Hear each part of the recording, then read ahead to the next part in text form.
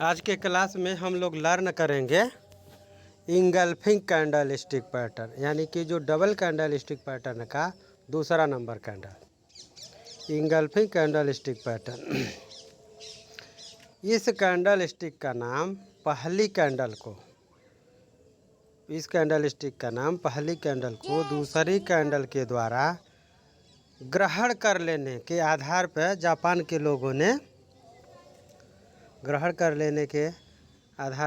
के लोगों ने इसका नाम इंगल्फिंग कैंडल स्टिक पैटर्न रखा।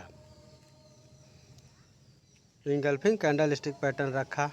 अब इसके दो पार्ट होते हैं, एक bullish engulfing candlestick pattern, एक bearish engulfing candlestick pattern.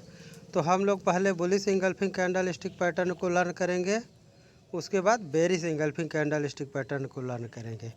तो आइए चलते हैं, हम लोग bullish engulfing candlestick pattern को लर्न करते हैं। तो सबसे पहले हमारा स्क्रीन पर दिख रहा है bullish engulfing candlestick pattern. तो bullish engulfing candlestick pattern एक बुलिश रिवर्सल पैटर्न है। यह जो है बुलिश नाम से ही ये होता है कि यह बुलिश इंगल्फिंग पैटर्न मतलब कि एक बुलिश रिवर्सल पैटर्न है।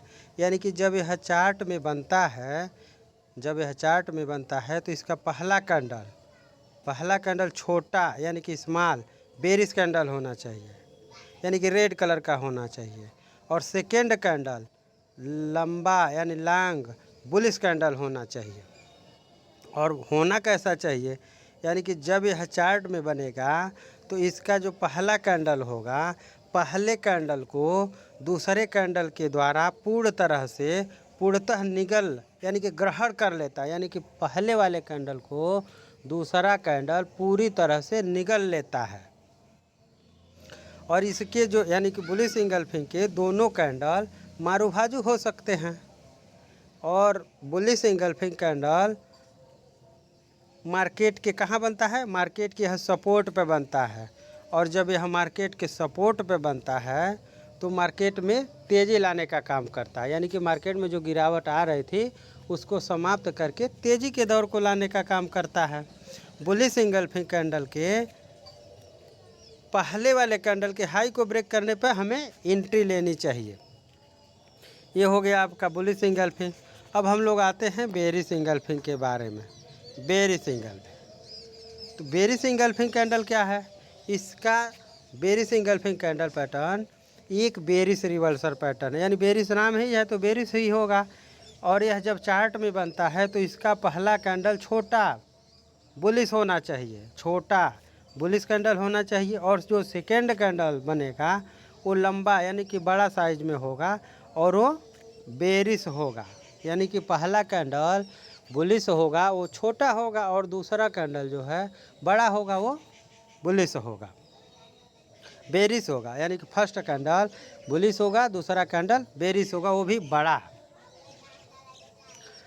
और बेरिश इंगल्फिंग कैंडल यानी कि जब ये चार्ट में बनेगा तो पहले कैंडल को दूसरे कैंडल के द्वारा पूर्ण तरह से ये भी निगल लेता है।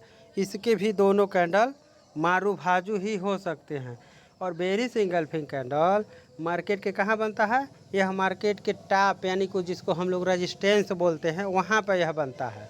और जब यह मार्केट के रेजिस्टेंस पे बनता है तो मार्केट में जो तेज़ी का दौर चल रहा था उसको यह समाप्त करके मंदी के दौर को लाने का काम करता है। इसमें हम कौन सा ट्रेड लेते हैं, इसमें हम सेल का यानी कि डाउन ट्रेंड लेते हैं, सेल का ट्रेड लेते हैं। इसमें ट्रेड कैसे लेंगे, यानी कि जो पहले वाले कैंडल को लो को ब्रेक करने पर, पहले वाले कैंडल के लो को ब्रेक करने पर ट्रेड लेना चाहिए। और इसका जो स्टॉप लॉस जो है, जो बेरिश कैंडल आप देख रहे हैं इसके ऊपर हम स्टॉप लॉस लगा लेंगे और नीचे जो है अपना टारगेट रख लेंगे। तो आज के लिए बस इतना ही।